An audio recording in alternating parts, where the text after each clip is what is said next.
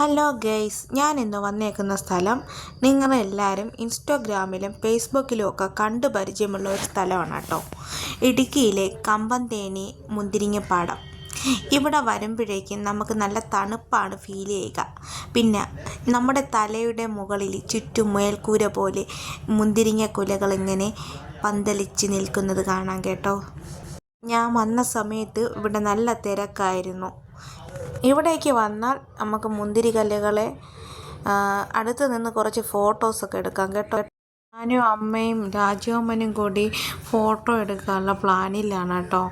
അങ്ങനെ അമ്മയും റെഡിയായിട്ടൊക്കെ നിൽക്കുകയാണ്. ഏതൊക്കെ പോസിൽ ഫോട്ടോ എടുക്കണമെന്നൊന്നും അറിയത്തില്ല.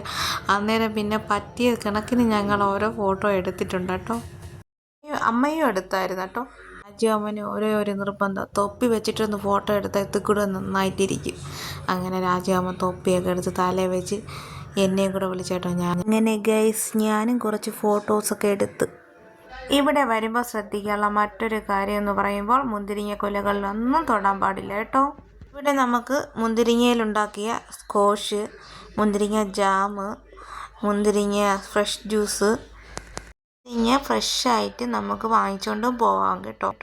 മുന്തിരിങ്ങ ഞാൻ 200 രൂപയ്ക്ക് വാങ്ങിച്ചായിരുന്നു.